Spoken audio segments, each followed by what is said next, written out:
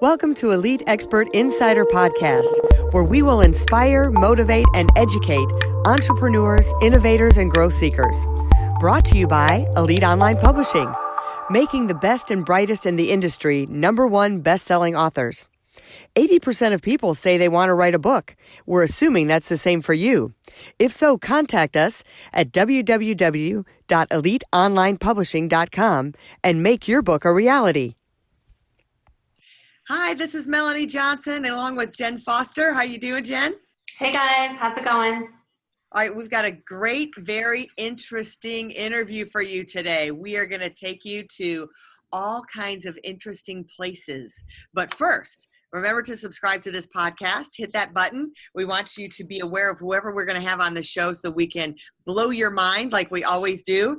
And I want to show this. I'm very proud of this, our Elite Daily Planner that's coming out. So Elite Daily Planner, it is a culmination of all the places that Jenn and I have studied that we've put together for you to be more productive and get your goals and just rock your day and rock your years. So, all right, we're going to get started. We have got something super interesting. Perry Marshall is with us today. He has written, I haven't even counted the books, but he's written a lot, like maybe 10 books I'm going to throw out there. It's either more or less 10 books. And he has written books about Facebook. He's written books about Google. He's an engineer, but he has taken on the topic. He's challenging Darwin is what he's really doing. So we want to go into the evolution. It's called the Evolution 2.0. And we are going to learn where we came from. And we're challenging everything you used to think you knew. We're just going to blow your mind today. So Perry, welcome. And thanks for being here to open our eyes and making our minds, taking us where our minds have never been.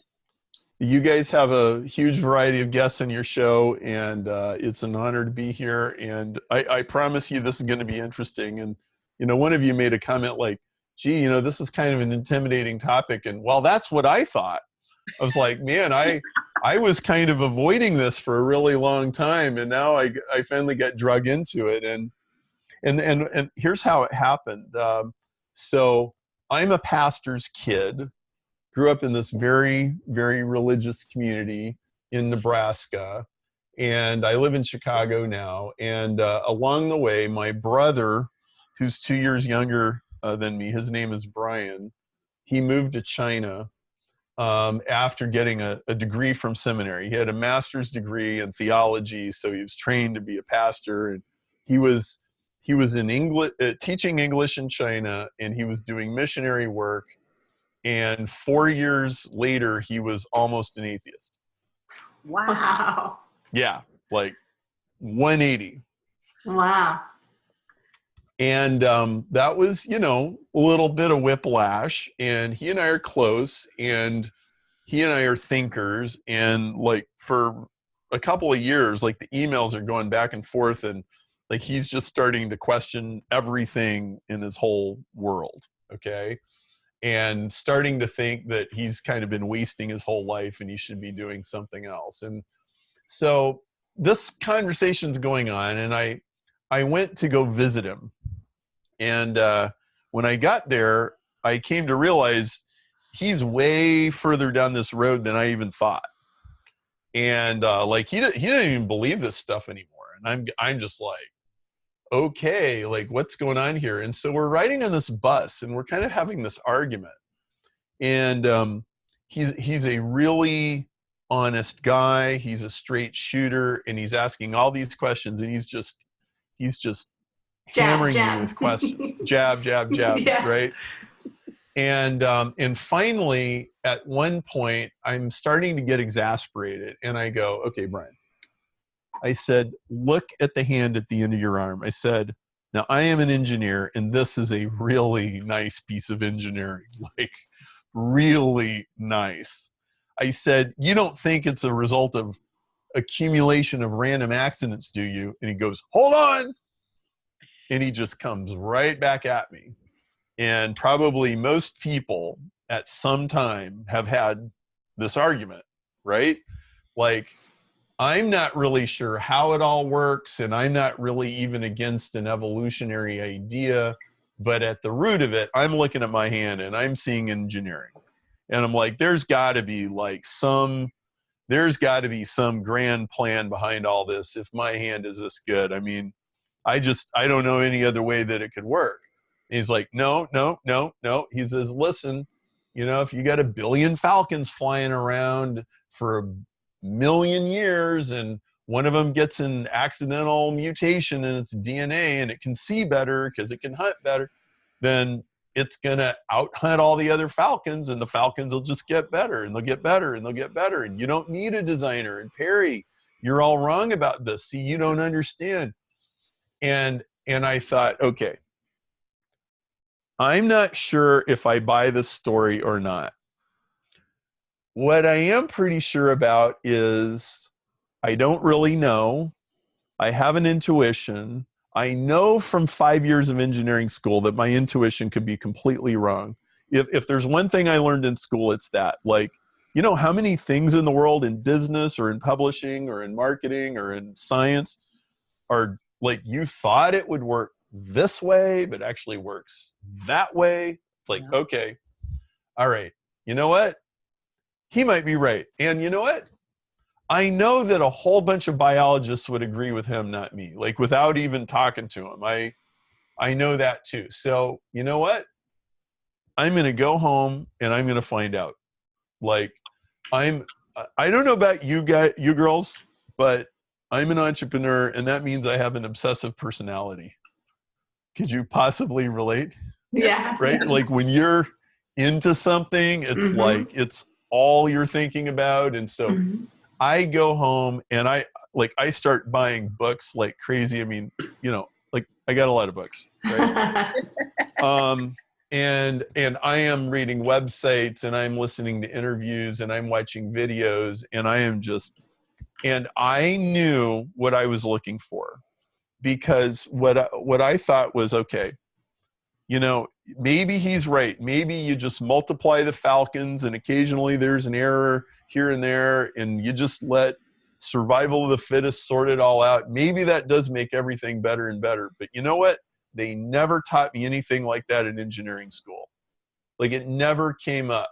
Like if this is a way that you can engineer something like a hand, then there must be some giant blank sector on my engineering hard drive. There must be something they just never bothered to mention it. And I said, well, I'm going to get to the bottom of this. And this was kind of scary, because so like with Brian, when he made that shift, and he actually moved home shortly after that.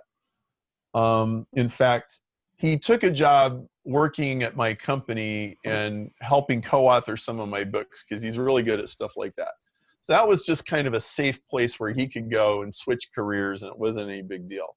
But like where he came from, like most of his old friends wouldn't talk to him anymore. Like, you're not part of this church, and you're not part of our thing, and you're, you drifted away from the faith, and you're, I don't think they used the word apostate, but that might be the, the sort of language that people might use. And so like he would all of a sudden, like he's in town, he goes to Denver, let's say, and like, hey, I'm going to be in town. Like the person won't even return his phone call. Like, so he's going through all this, and I'm sitting here and I'm going, well, I've got a wife and I got a few kids, and, I'm part of a Christian family, but what if Brian's right? Like, am I willing to damn the torpedoes and like go there? And I really was. It was like, look, I'm going to let science make this decision for me. Like he had just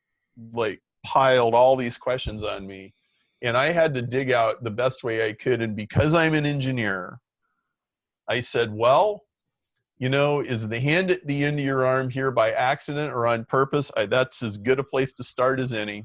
So I'm going to start there.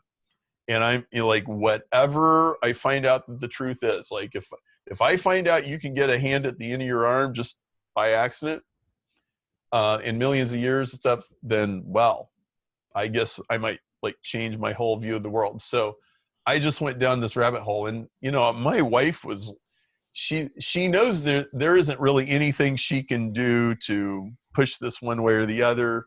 This whole thing makes her kind of nervous, but just got to let the husband go figure himself out. I can't figure him out for him. And so, off I go. And that's how it all started. Wow. So you went down the rabbit hole and now you're figuring this out. So I see that you have a prize that you're doing. Tell us a little bit about that. Well, the prize really goes to the root of this question, because what I found out was, where did life come from in the first place? Yeah. Right? Well, what I quickly found out was nobody knows. That's the answer. Yeah. Nobody knows. Nobody knows how you get a cell from a pond, a warm pond, or anything like that. There are all kinds of nice sounding fiction stories out there. Nobody knows. And so this was, there was a point where all of a sudden, I was lost. I'm studying biology and I'm trying to understand as best I can, but man, this is so complicated. Yeah. And one day I just had this epiphany. I was reading about DNA. I was trying to understand the genetic code. And all of a sudden I'm like, wait a minute. I have seen all of this stuff before. I know what this is. It was just this flash of recognition. It was almost like deja vu, actually. And what it was is, if you look on Amazon, among my several books is a book called Industrial Ethernet. And I wrote it for people who can't sleep at night. I wrote it for all of the insomniacs out there who, want to learn about how the ones and zeros go across the wire. But seriously, that was a business that I was in about 20 years ago. And this publisher asked me to write a book, so I did. And I understood, okay, you and I were on a Zoom call, we're recording it on video. There's a gazillion ones and zeros going back and forth, and I can see you and you can see me, and they're all showing up intact. And every now and then you'll lose a connection and somebody will break up and you'll have a corrupted signal, but then it comes back. And you can't believe all of the clever little mechanisms that they've designed in order to make all of that work. And what I realized was genetics is exactly the same thing. It's digital code. And in fact, what I find out as I peeled the onion was most of the things that were in the Ethernet book that explain okay, how is it possible for you to have your daughter in the back seat driving down the road? She's on her iPad on YouTube. She's watching a YouTube video. And, you just went by a cell phone tower. You just went by a radio station. There's spark plugs in your engine that are making all this electrical noise. You realize that YouTube video is coming in perfectly with all of that stuff going on. I found out that cells basically have all the same things inside of them to make sure the copying is done correctly as our computers are using to make this video work. It's almost the same thing. It's digital code, it's digital communication, and all of the codes that I know of are designed by somebody. And so this heavily suggested that there's design in biology and nobody has a solution. Well, I started getting into debates about this, and what I found out was I had all the evidence you could really ever ask for that there is design in biology. By the way, I also concluded that evolution is not a hoax, that evolution is real. And maybe we can connect that dot later if you like. But what I found out is if a person doesn't want to believe that there's some kind of a design in the universe, there is nothing that you can say to convince them. Okay, I don't know. Sometimes I felt like I was waterboarding the guy or something, with my facts. But there's another thing too, which is, a scientist, in all seriousness, a scientist can't say, well, God did it, that settles it, so let's go out for 3 martini lunch. Yeah.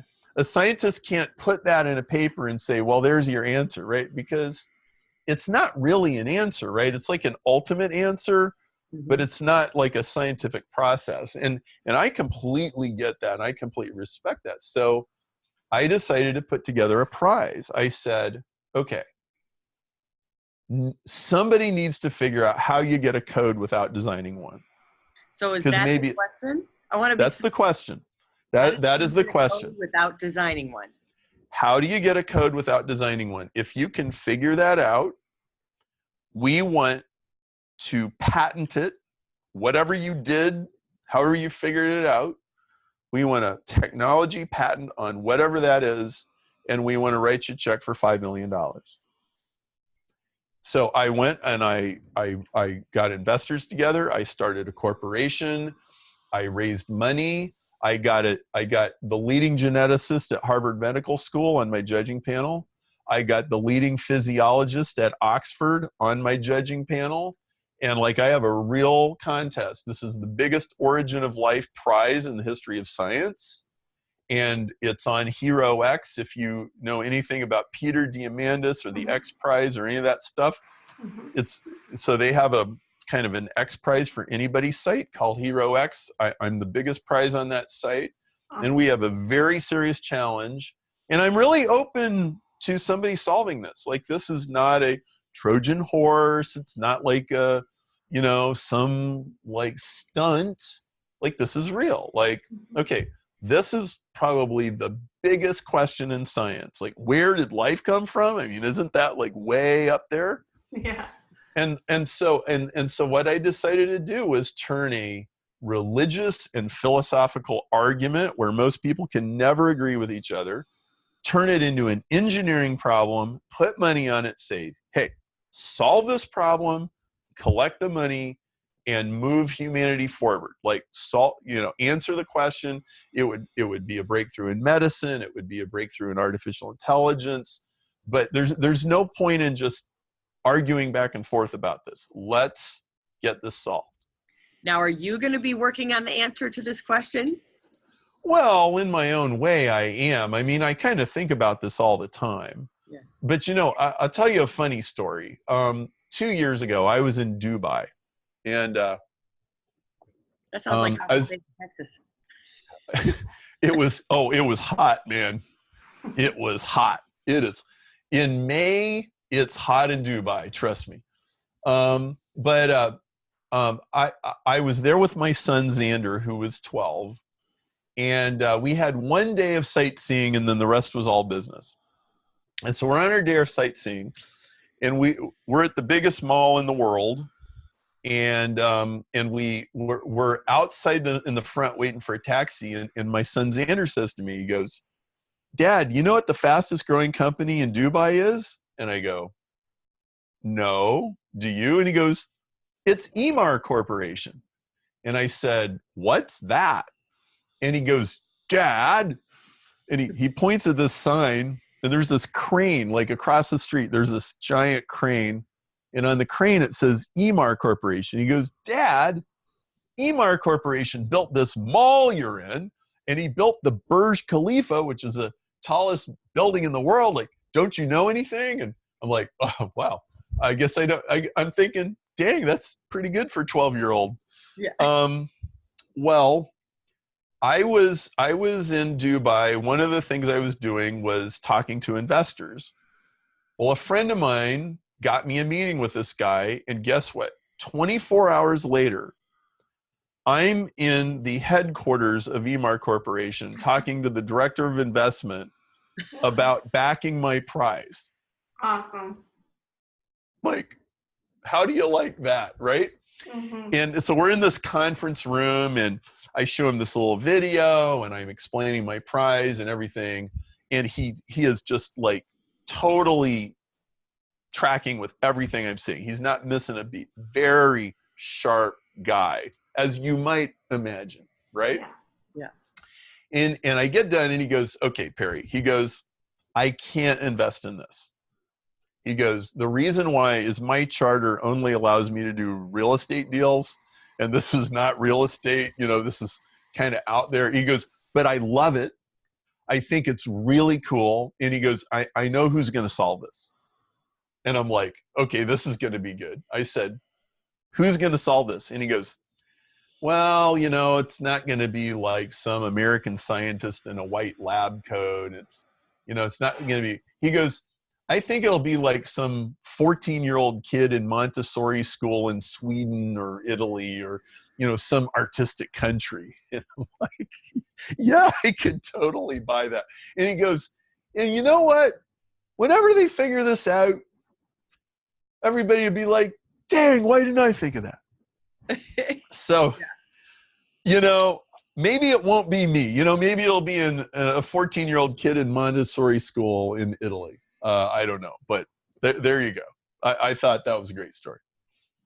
I love that story. Well, and it's funny how those connections happen, right? I mean, that seems to keep going. And when you put the code in there, when you're talking about code, it's like, now there's something else going on there, right? Right. Well, I totally believe in synchronicity. I mean, my life is full of synchronicities. So you couldn't possibly convince me that there's no plan or purpose in the world. I mean, you just couldn't. So I wrote a book. It's called Evolution 2.0. And I really went down the rabbit hole, and what I came to find was, well, if I was going to summarize this book, it would be Darwinists underestimate nature and creationists underestimate God. So what do I mean by that? Well, nature is way smarter than the story my brother was telling me on the bus in China. Your hand did not get that way by accident. It did evolve, but it didn't evolve by some accidental process. But the other thing is that you know, like where I grew up, people kind of had this idea like, I don't know, maybe like God beamed the zebra onto the savannah like Star Trek, and it suddenly appeared there eating grass, you know. And that would be impressive. It wouldn't be anywhere near as impressive as the way animals and plants and organisms actually evolve, because they evolve in response to what's going on around them. Mm-hmm. Okay, your body, like your immune system, is like a micro example of evolution. When you have germs attacking you, your immune system will sort of like twist the Rubik's Cube all kinds of ways until it figures out how to fight the infection. And then it will store that memory in your body and save it for later. And it is so immensely sophisticated. It is unbelievable. And so after this whole process, I came to see the hand at the end of my arm in a totally different way. Like, I used to see it like God as the mechanical engineer, like putting things together. But now I look at it more like God who can make a cosmos, that can make a galaxy, that can make a solar system, that can make an earth, that can make a ecosystem where everything in the ecosystem is constantly adapting and changing according to whatever is going on around it. The way we do as entrepreneurs, or the way artists do, or the way it's like jazz, or it's like, you know, writing a screenplay. It's like, it's the creative process, right? So I think if somebody solves this prize, I think they will have solved something that's very central to the creative process itself. Like, I think this could be very significant. Well, thanks for being on today, Ferry. You have enlightened us. You've made us look at things a different way. Well, thank you. And I have to say, I love your yellow glasses. Thank you. Like, maybe Jenn should have some pink glasses or purple ones or something. It's awesome. Well, tell everyone where they can find you. You can find me if you go to evo2.org. you can get 3 free chapters of Evolution 2.0. It's in softcover, hardcover, Kindle, Audible, all the different versions that you might want. And it will change the way that you see the hand at the end of your arm. And maybe it might help you if your brother decides to become an atheist.